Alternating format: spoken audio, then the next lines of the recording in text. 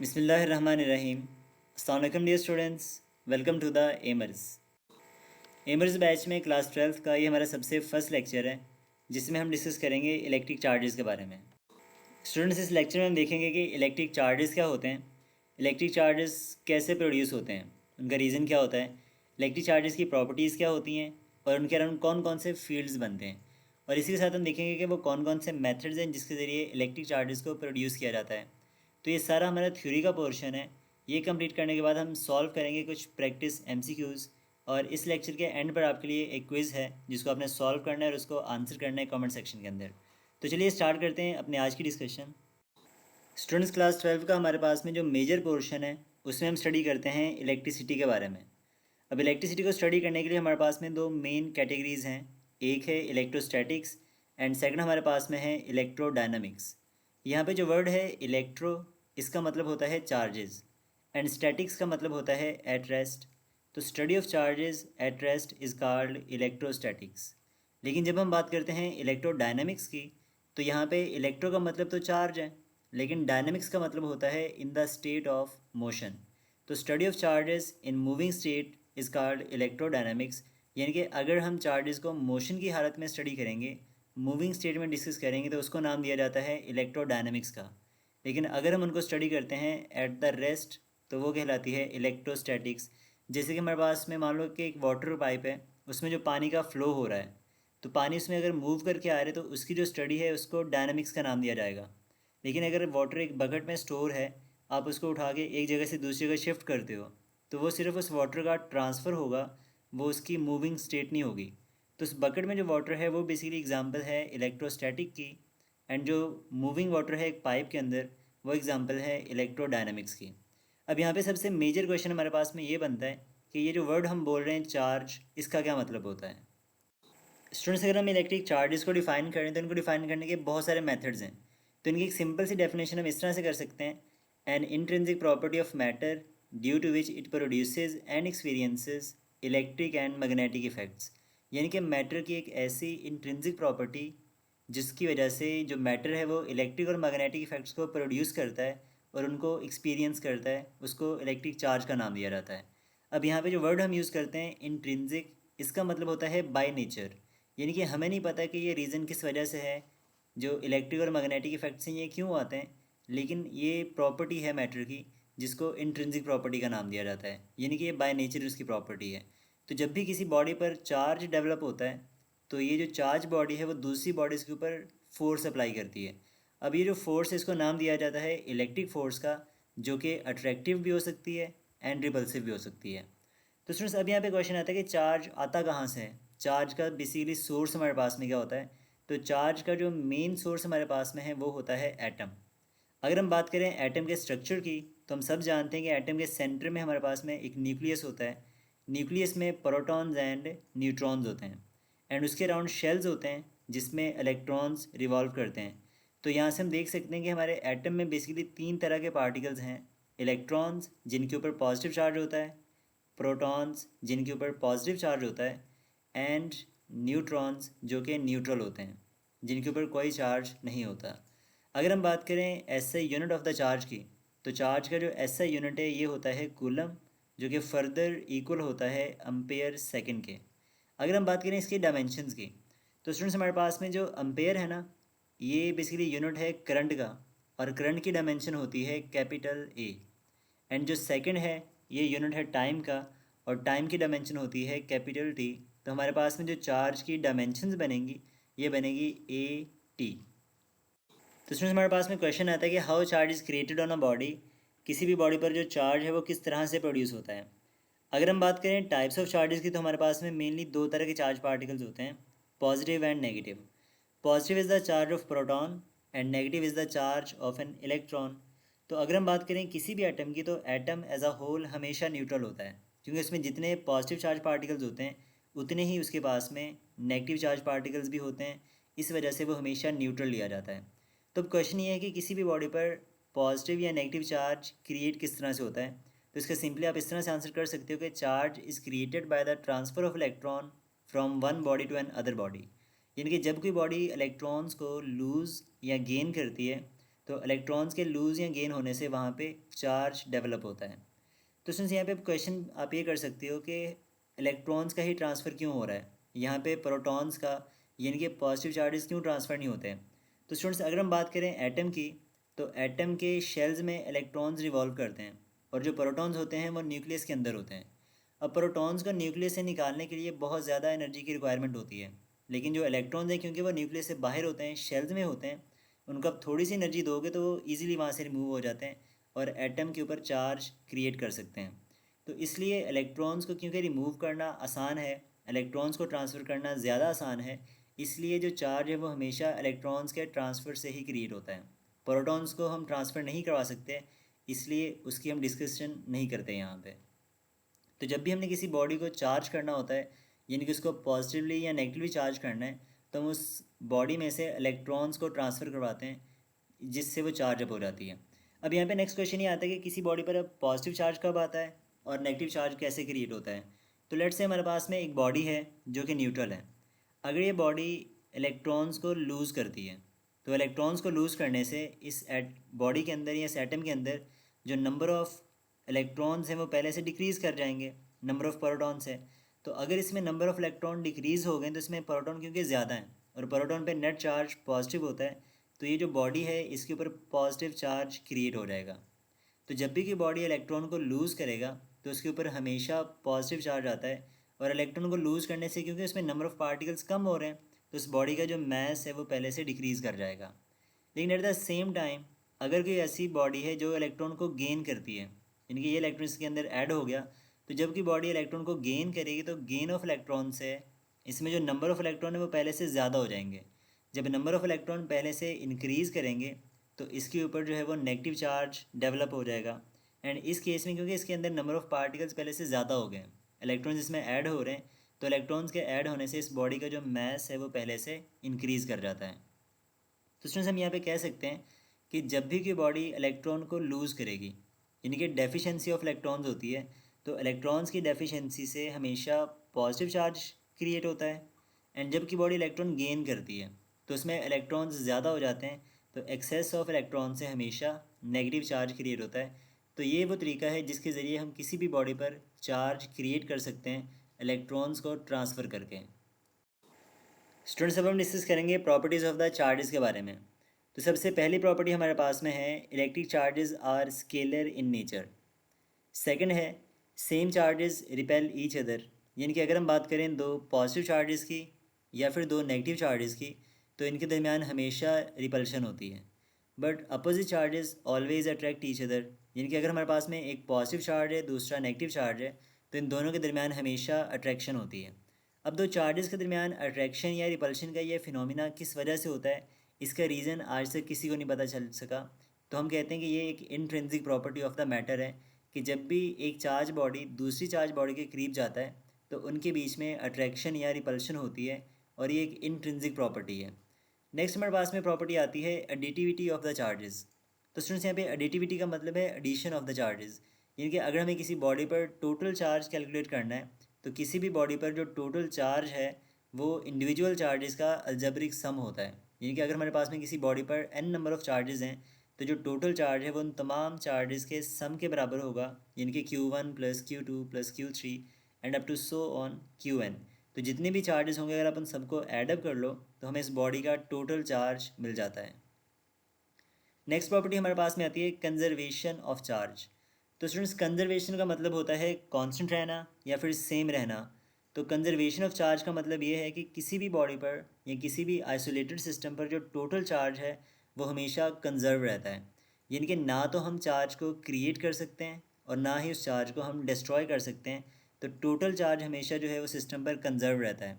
बस हम चार्जेस को ट्रांसफ़र कर सकते हैं एक बॉडी से दूसरी बॉडी पर। तो जब हम किसी बॉडी से इलेक्ट्रॉन को ट्रांसफ़र करेंगे तो एक बॉडी से इलेक्ट्रॉन्स कम हो जाएंगे और दूसरी बॉडी में उतने इलेक्ट्रॉन्स जो हैं वो ज़्यादा हो जाएंगे। बट ओवरऑल जो चार्ज है दोनों बॉडीज़ पर टोटल चार्ज जो है वो हमेशा सेम रहेगा before the transfer of electrons and after the transfer of electron. तो इस तरह से हम कहते हैं कि जो चार्ज है वो हमेशा कंजर्व रहता है, यानी कि ना तो हमने चार्ज को क्रिएट किया है ना ही उसको डिस्ट्रॉय किया है, बस उसको एक बॉडी से दूसरी बॉडी पर ट्रांसफ़र कर दिया है। तो जो टोटल चार्ज है वो हमेशा सेम रहेगा। एंड नेक्स्ट हमारे पास में जो फाइनल प्रॉपर्टी है चार्जेस की वो है क्वांटाइजेशन ऑफ द चार्ज। तो स्टूडेंट्स ये सबसे इंपॉर्टेंट कॉन्सेप्ट है क्वांटाइजेशन का, जिसके ऊपर मैक्सिमम क्वेश्चंस भी बनते हैं। तो क्वांटाइजेशन का यहाँ पर मतलब होता है फिक्स होना। तो क्वांटाइज्ड क्वांटा से निकला है, जिसका मतलब है कि एक फ़िक्स अमाउंट होगी। तो किसी भी बॉडी पर जो टोटल चार्ज होता है वो हमेशा इंटीग्रल मल्टीपल होता है एक बेसिक चार्ज नंबर का।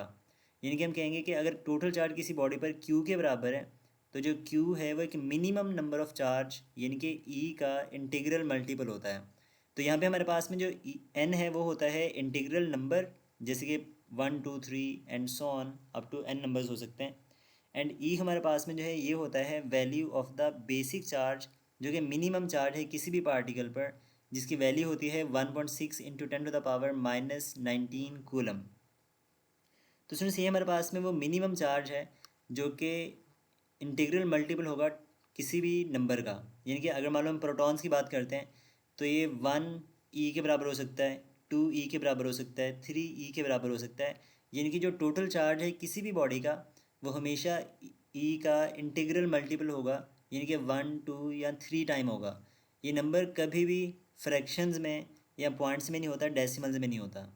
तो स्टूडेंट नेक्स्ट हमारे पास में एक पॉइंट इसमें ये भी आपने याद रखना है कि एक प्रोटॉन पर और इलेक्ट्रॉन पर जो चार्ज है वो हमेशा एक दूसरे के बराबर होता है। प्रोटॉन पर पॉजिटिव चार्ज होता है और इलेक्ट्रॉन्स पर नेगेटिव चार्ज होता है, यानी उनकी पोलैरिटी अलग अलग होती है। लेकिन जो मैग्नीट्यूड ऑफ चार्ज है दोनों पर वो हमेशा सेम रहता है, जिसकी वैल्यू होती है 1.6 इंटू 10⁻⁻19 कूलम। स्टूडेंट्स अब हम डिस्कस करेंगे फील्ड्स अराउंड अ चार्ज, कि एक चार्ज के अराउंड कितनी तरह का फील्ड बनता है। तो इसमें बेसिकली हम चार्ज की ना दो स्टेट्स को डिस्कस करते हैं। एक होता है चार्ज एट रेस्ट, जिसको स्टैटिक चार्ज का नाम दिया जाता है, और दूसरा होता है चार्ज इन मोशन, जिसको डायनेमिक चार्ज का नाम दिया जाता है। तो अगर हमारे पास में कोई चार्ज रेस्ट में है, स्टैटिक कंडीशन में है, तो उस चार्ज के अराउंड एक फील्ड बनता है जिसका नाम होता है इलेक्ट्रिक फील्ड, जिसको हम आने वाले लेक्चर में फर्दर डिस्कस भी करेंगे इन डिटेल। एंड अगर कोई चार्ज मूविंग स्टेट में है तो मूविंग स्टेट भी इसकी दो तरह की होती है, या तो वो यूनिफॉर्मली मूव कर रहा है यानी उसकी वेलोसिटी कांस्टेंट है, या फिर वो वेरिएबली मूव कर रहा है यानी कि उसकी वेलोसिटी जो है वो चेंज हो रही है। तो अगर हमारे पास में चार्ज पार्टिकल की वेलोसिटी कांस्टेंट है तो उसका एक्सेलरेशन ज़ीरो होगा। तो अगर हम कहें कि हमारा जो चार्ज पार्टिकल है वो नॉन एक्सेलरेटिंग है, वो यूनिफॉर्मली मूव कर रहा है, तो उस चार्ज के अराउंड दो फील्ड्स बनते हैं। एक होता है इलेक्ट्रिक फील्ड एंड सेकंड होता है मैग्नेटिक फील्ड, जिसको हम नेक्स्ट लेक्चर में फर्दर डिटेल में देखेंगे। लेकिन अगर हमारा जो चार्ज पार्टिकल है वो वेरिएबल वेलोसिटी से मूव कर रहा हो तो ज़ाहिर बात है उसमें एक्सेलरेशन प्रोड्यूस होता है, और ऐसे चार्ज पार्टिकल को कहते हैं एक्सेलरेटिंग चार्ज पार्टिकल। तो जो एक्सेलरेटिंग चार्ज पार्टिकल होता है इसमें इलेक्ट्रिक और मैग्नेटिक फील्ड्स ऑसिलेट करते हैं। तो इलेक्ट्रिक और मैग्नेटिक फील्ड की ऑसिलेशन से यहाँ पर इलेक्ट्रोमैग्नेटिक वेव्स भी जनरेट होती हैं। तो ये हमारे पास में कुछ फील्ड्स हैं एक चार्ज के बारे में जो आपने यहाँ पे याद रखने हैं, कि एक स्टैटिक चार्ज यानी कि चार्ज एट रेस्ट, जिसको कूलम चार्ज भी कहते हैं, वो हमेशा इलेक्ट्रिक फील्ड जनरेट करता है, उसके के अराउंड कोई भी मैग्नेटिक फील्ड जनरेट नहीं होता। लेकिन जब हम बात करते हैं मूविंग चार्जेस की, तो अगर हमारे पास में एक्सेलरेटिंग चार्ज है तो वहाँ पर इलेक्ट्रिक फील्ड बनेगा, मैग्नेटिक फील्ड बनेगा, और उन दोनों की ऑसिलेशन से इलेक्ट्रोमैग्नेटिक वेव्स भी जनरेट होती हैं। बट अगर हमारे पास में जो चार्ज पार्टिकल है वो नॉन एक्सेलरेटिंग हो तो उसके अराउंड सिर्फ और सिर्फ इलेक्ट्रिक और मैग्नेटिक फील्ड बनता है, वहाँ पर इलेक्ट्रोमैग्नेटिक वेव्स जनरेट नहीं होती। तो ये वो फील्ड्स हैं जो आपने एज एन एमसीक्यूज़ याद रखने हैं अपने टेस्ट के लिए। स्टूडेंट्स अब हम डिस्कस करेंगे इस लेक्चर का फाइनल टॉपिक जो कि है मेथड्स ऑफ चार्जिंग। तो ऑब्जेक्ट्स को चार्ज करने के हमारे पास में तीन मेथड्स होते हैं। सबसे फर्स्ट होता है चार्जिंग बाय कंडक्शन, सेकंड होता है charging by induction, and third method हमारे पास में है चार्जिंग बाय फ्रिक्शन। तो अब वन बाय वन हम देखेंगे इनकी डिटेल्स। अगर हम बात करें charging by conduction and charging by induction की, तो स्टूडेंट्स ये हमारे पास में दो ऐसे मेथड्स हैं जिनके ज़रिए हम कंडक्टर्स को चार्ज कर सकते हैं लेकिन इंसुलेटर्स को चार्ज नहीं कर सकते। अगर हम बात करें ना कंडक्शन की, तो कंडक्शन के मेथड्स में एक्चुअल कांटेक्ट की ज़रूरत होती है। यानी कि हमारे पास में जैसे डायग्राम में देखो आप, तो दो एक रॉड दिखा रखा है और एक मेटेलिक सफ़ेयर है। तो जब तक हम रॉड को मेटेलिक सफ़ेयर से टच नहीं करेंगे, एक्चुअल में इन दोनों का कांटेक्ट नहीं होगा, तो जो बॉडीज़ हैं उनके ऊपर चार्ज क्रिएट नहीं होता। एंड सेकंड कंडीशन यहाँ पर ये होती है कि हमारे पास में फ्री इलेक्ट्रॉन्स का होना ज़रूरी होता है। तो जब भी हम एक बॉडी को दूसरी बॉडी के करीब लेकर के आएंगे तो एक बॉडी से इलेक्ट्रॉन रिमूव होकर दूसरी बॉडी में चले जाएंगे। जिस तरह से एक बॉडी के ऊपर नेगेटिव चार्ज आएगा और दूसरी बॉडी के ऊपर जो है वो पॉजिटिव चार्ज क्रिएट हो जाता है। तो ये मेथड हमारे पास में कहलाता है कंडक्शन, यानी जिसमें इलेक्ट्रॉन्स की मूवमेंट होती है, इलेक्ट्रॉन्स का ट्रांसफ़र होता है। सेकंड अगर हम बात करें चार्जिंग बाय इंडक्शन की, तो सुनो यहाँ पे सबसे पहली बात देखो अगर आप डायग्राम से भी कि यहाँ पे हमें एक्चुअली कांटेक्ट करने की ज़रूरत नहीं होती। तो यहाँ पे हमारे पास में actual contact is not needed. And second point यहाँ पर ये है कि neutral objects need to be ground, यानी जिस बॉडी को हमने चार्ज करना है, जिस बॉडी पे आपने चार्ज को क्रिएट करवाना है, जैसे कि यहाँ पे एक मेटेलिक सफ़ेयर है, तो इसको आप ग्राउंड भी करते हो। इसको ग्राउंड करने की हमें ज़रूरत पड़ती है क्योंकि जब भी आप एक चार्ज रॉड को इसके करीब लेके आओगे ना, तो ये जो रॉड होता है इसके नेयर एंड पर अपोजिट चार्ज क्रिएट हो जाएगा और इसका जो दूसरा एंड होगा बॉडी का वहाँ पे सेम चार्ज डेवलप होगा। जैसे देखो अगर रॉड के ऊपर पॉजिटिव चार्ज है, तो इस रॉड के ऊपर अगर पॉजिटिव है तो वो स्फीयर के नेगेटिव चार्जेस को अपने करीब ले आएगा, अट्रैक्ट कर लेगा, एंड जो पॉजिटिव चार्जेस होंगे उनको वो रिपेल करेगा और दूर कर देगा। जब आप इसको ग्राउंड करोगे तो ये जो सारा पॉजिटिव चार्ज है वो इस साइड से ग्राउंड होकर चला जाएगा ग्राउंड में, और बाकी स्फीयर के ऊपर टोटली हमारे पास में बचेगा नेगेटिव चार्ज। जब आप ग्राउंड को रिमूव करते हो और रॉड को इससे दूर लेके जाओगे तो वो जो नेगेटिव चार्ज है वो पूरे स्फीयर पर इक्वली डिस्ट्रीब्यूट हो जाता है, और ये मेथड हमारे पास में कहलाता है इंडक्शन। अब यहाँ पे इसमें हमारे पास में जो इनिशियल बॉडी होती है, जैसे कि यहाँ पे जो रॉड है वो हमारे पास में इंसुलेटर भी हो सकता है और कंडक्टर भी हो सकता है। तो ज़्यादातर हमारे पास में ये इंसुलेटर होता है जो कि हम इंडक्शन में यूज़ करते हैं, और कंडक्शन के केस में ये जो रॉड है वो हमारे पास में मेटल होता है, यानी कि वो एक कंडक्टर होता है। थर्ड मेथड हमारे पास में है चार्जिंग बाय द फ्रिक्शन। अब सुन, इसमें ये होता है कि जब भी आप दो बॉडीज़ को आपस में रब करते हो उनके दरमियान फ्रिक्शन प्रोड्यूस होती है, तो फ्रिक्शन की वजह से एक बॉडी इलेक्ट्रॉन लूज़ करती है और दूसरी बॉडी इलेक्ट्रॉन गेन करती है, जिसकी वजह से दोनों बॉडीज़ पे जो चार्ज है वो क्रिएट हो जाता है। तो इस मेथड के थ्रू हम कंडक्टर्स और इंसुलेटर्स को दोनों को चार्ज कर सकते हैं, और मेनली ये मेथड यूज़ होता है चार्जिंग करने के लिए इंसुलेटर्स की। तो इंसुलेटर्स को भी आप इस मेथड से चार्ज अप कर सकते हो। फॉर एग्जांपल जैसे आप कभी कभी बालों में कंघी घुमाते हो, तो बालों के दरमियान और कंघी के दरमियान भी फ्रिक्शन होती है, तो इस फ्रिक्शन की वजह से जो बाल हैं वो कंघी तरफ अट्रैक्ट होते हैं, यानी कि उनके ऊपर अपोजिट चार्ज डेवलप हो जाता है। तो ये जो मेथड है इसके ज़रिए हम इंसुलेटर्स को भी चार्ज अप कर सकते हैं। जब फ्रिक्शन होती है तो वहाँ पर ना हीट प्रोड्यूस होती है, तो वो जो हीट है वो इलेक्ट्रॉन्स को ट्रांसफ़र करने में हेल्प करती है और उस बॉडी से उनको फ्री करवा देती है। तो इस तरह से ये तीन मेथड्स हैं जिसके ज़रिए हम डिफरेंट बॉडीज़ के ऊपर चार्ज को क्रिएट कर सकते हैं, कंडक्शन के थ्रू, इंडक्शन के थ्रू एंड बाय फ्रिक्शन। तो स्टूडेंट्स इस लेक्चर की थ्योरी हमारे पास में कंप्लीट हो चुकी है। अब हम सॉल्व करेंगे इसके रिलेटेड कुछ क्वेश्चंस और एमसीक्यूज़। तो सबसे फर्स्ट क्वेश्चन हमारे पास में है, how many electrons are there in 1 coulomb charge. वो हमसे ये पूछ रहा है कि एक कूलम चार्ज में कितने इलेक्ट्रॉन्स होते हैं। अगर हम लिखें गिवन डाटा, तो यहाँ पे हमें चार्ज बता रखा है जो कि 1 कूलम के बराबर है, और हमें ये बताना है कि कितने नंबर ऑफ़ इलेक्ट्रॉन्स होते हैं एक कूलम चार्ज के अंदर। तो सुन, जब जाओगे ना इसके सोल्यूशन में, तो यहाँ पे आप फॉर्मूला यूज़ करोगे, क्वांटाइजेशन का कॉन्सेप्ट इस्तेमाल करोगे, जिसके अकॉर्डिंग हम जानते हैं Q is equals to NE। अब यहाँ पे हमें नंबर ऑफ़ इलेक्ट्रॉन्स कैलकुलेट करने हैं, तो N का फार्मूला बनेगा Q डिवाइडेड बाय E। अब यहाँ पे जो Q है इसकी वैल्यू हमारे पास में है 1 कूलम, और हम जानते हैं कि एक इलेक्ट्रॉन पे जो चार्ज होता है वो होता है 1.6 इंटू 10⁻⁻19 कूलम, यानी कि ई की वैल्यू को हमने यहाँ पे रिप्लेस कर दिया। अब सुनिए यहाँ पे जो 10⁻⁻19 है डिनोमिनेटर में, जब ये न्यूमरेटर में जाएगा तो बन जाएगा 10⁻+19, और जब आप 1 को 1.6 से डिवाइड करोगे तो इसका आंसर आएगा 0.625। तो n बनेगा, n is equals to 0.625 into 10⁻19 electrons या पार्टिकल्स। अब यहाँ पे जो डेसिमल है अगर आप इसको राइट में शिफ्ट करो 1 पॉइंट, तो हमारी जो पावर है वो 1 टाइम डिक्रीज़ कर जाएगी, तो n का आंसर आएगा 6.25 इंटू 10⁻18 इलेक्ट्रॉन्स। तो ये हमारा राइट आंसर है कि एक कूलम चार्ज में 6.25 इंटू 10⁻18 इलेक्ट्रॉन्स होते हैं। स्टूडेंट सेकंड क्वेश्चन हमारे पास में है, when 10⁻14 electrons are removed from the neutral plate, the electric charge on the plate is। तो इसमें हमसे ये कहता है कि अगर हम किसी प्लेट से 10⁻14 इलेक्ट्रॉन्स को रिमूव करें तो उस प्लेट पर कौन सा चार्ज अपीयर होगा। तो स्टूडेंट्स पहली बात यहाँ पे नोट करने वाली ये है कि जब भी किसी प्लेट से इलेक्ट्रॉन्स रिमूव होते हैं तो उस पर हमेशा पॉजिटिव चार्ज क्रिएट होगा। तो इसका मतलब ये है कि या तो हमारा बीटा ऑप्शन करेक्ट हो सकता है, यानी कि +10 माइक्रोकूलम, या फिर चार्ली ऑप्शन करेक्ट होगा +16 माइक्रोकूलम। ना तो आपका अल्फ़ा ऑप्शन करेक्ट होगा ना ही डेल्टा ऑप्शन, ये उस सूरत में होते हैं अगर हम किसी बॉडी पर या किसी प्लेट में इलेक्ट्रॉन्स को ऐड करते हैं।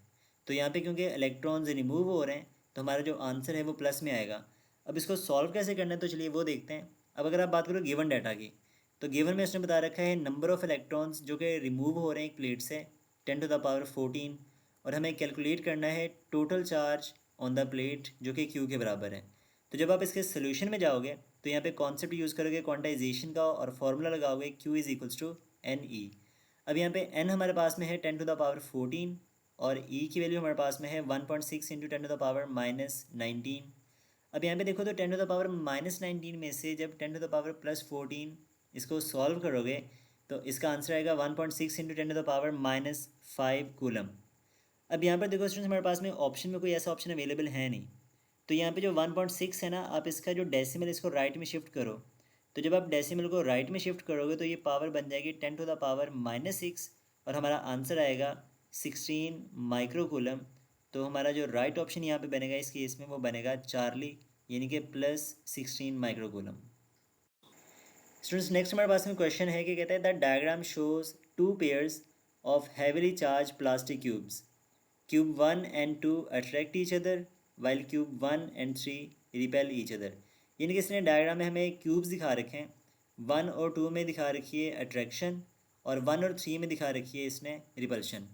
फिर कहते हैं which of the following illustrate the forces of cube 2 on cube 3 and cube 3 on cube 2। तो हमें ये बताना है कि जो नीचे गिवन ऑप्शन हैं alpha, beta, Charlie and delta, उनमें से कौन सा जो पेयर है वो फोर्सेस को इलस्ट्रेट करता है बिटवीन क्यूब 2 एंड 3। अब देखो स्टूडेंट्स हमारे पास में हम ये जानते हैं कि सेम चार्जेस में हमेशा रिपल्शन होती है और अपोजिट चार्जेस में हमेशा अट्रैक्शन होती है। तो अगर क्यूब नंबर 1 और क्यूब नंबर 2 अट्रैक्ट कर रहे हैं तो इसका मतलब ये होगा कि इन दोनों पे चार्ज अपोजिट है। तो लेट्स से कि हमारे पास में क्यूब 1 पर अगर पॉजिटिव चार्ज है तो क्यूब 2 पे नेगेटिव चार्ज होगा। अब दूसरी डायग्राम में आप देखो जो लेफ़्ट साइड पे बनी हुई है, राइट साइड पे बनी है टॉप पे, तो उसमें देखो 1 और 3 में रिपल्शन हो रही है। तो अगर 1 पर पॉजिटिव चार्ज है तो ज़ाहिर बात है फिर 3 पर भी पॉजिटिव होना चाहिए, क्योंकि 3 भी सेम चार्ज होगा तभी तो रिपल्शन होगी ना यहाँ पे। तो 3 पे भी हमारे पास में प्लस का चार्ज आ जाएगा। अब हमसे ऑप्शन में पूछ रहा है कि ये बताओ 2 और 3 में क्या नेचर होगा, कैसी फोर्स लगेगी। तो अगर हम बात करें क्यूब नंबर 2 की और क्यूब नंबर 3 की, तो अब देखो यहाँ पे दोनों के ऊपर जो चार्ज है वो अपोजिट है। तो अगर क्यूब नंबर 2 और 3 पर अपोजिट चार्ज है तो इनके दरमियान अट्रैक्शन होगी। तो यहाँ पे आप देखो अल्फ़ा ऑप्शन, तो वहाँ पे चार्जेस दूर दूर जा रहे हैं, मतलब कि अट्रैक्शन नहीं हो रही वहाँ पे। क्वेश्चन बी, ऑप्शन बी जो है वहाँ पे भी देखो तो 2 और 3 एक दूसरे से दूर दूर जा रहे हैं, मतलब वहाँ पे भी रिपल्शन हो रही है। ऑप्शन सी में देखो तो 2 3 को अट्रैक्ट कर रहा है और जो 3 है वो 2 को अट्रैक्ट कर रहा है, यानी कि इन दोनों के बीच में अट्रैक्शन हो रही है। तो ये हमारा जो है वो पॉसिबल आंसर बन सकता है। तो जो यहाँ पे राइट आंसर बनेगा हमारा वो होगा चार्ली। और अब डेल्टा की बात करो तो देखो वहाँ पे वो एक दूसरे से दूर जा रहे हैं, अट्रैक्शन नहीं हो रही वहाँ पर भी। तो सी जो है वो करेक्टली डिस्क्राइब करता है electric force between cube 2 and 3 को, बिकॉज दोनों अपोजिट चार्ज पार्टिकल्स हैं, इसलिए इन दोनों के बीच में अट्रैक्शन होगी। तो स्टूडेंट्स ये थी हमारी आज की सारी डिस्कशन। अब आपके लिए एक छोटी सी क्विज़ है, आप इस क्विज़ को सॉल्व करिए और अपना जो आंसर है इसको कमेंट सेक्शन में ज़रूर बताइएगा। तो इसमें हमसे ये कहते हैं there are 4 point charges A, B, C and D।